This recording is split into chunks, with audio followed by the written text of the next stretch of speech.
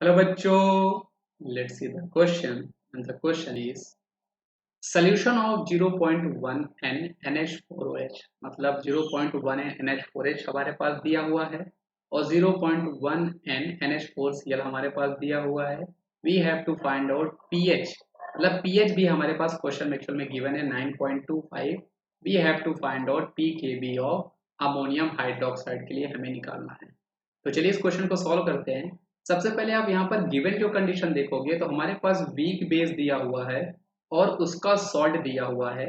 तो मतलब ये जो सोल्यूशन है वो एक्चुअल में हमारे पास बेसिक बफर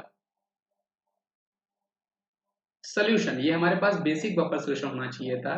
इसलिए हम लोग क्या करते हैं, ये जो पीएच है, pH plus pOH is equal to 14, इस फॉर्मूले का यूज करके हम यहाँ से पीओएच निकाल लेते हैं, जो कि 14 माइनस पीएच, और पीएच की वैल्यू हमारे पास 9.25 है, ये आ जाएगी और आंसर हमारे पास 4.75 आने वाला है।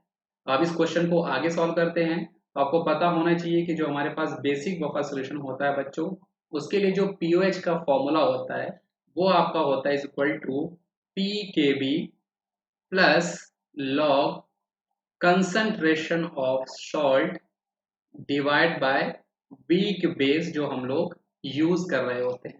अब देखो पीओएच हमारे पास ऑलरेडी आ चुका है 4.75।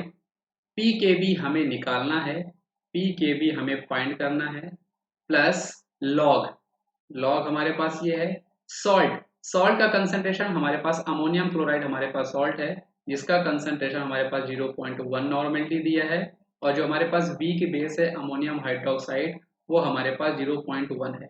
तो अगर कभी भी हमारे पास सॉल्ट और वीक एसिड का कंसंट्रेशन हमारे पास सेम होता है या वीक बेस का कंसंट्रेशन हमारे पास सेम होता है, ये हमारे पास log 1 बनता है, और log 1 की जो वैल्यू होती है वो आपकी 0 होती है। तो उस केस में हमारा ये जो POH होगा ये इक्वल टू हमारा PKB हो जाएगा। मतलब हमारा सही जवाब 4.75 हो जाएगा। तो 4.75 हमारा क्या है, ऑप्शन नंबर बी है।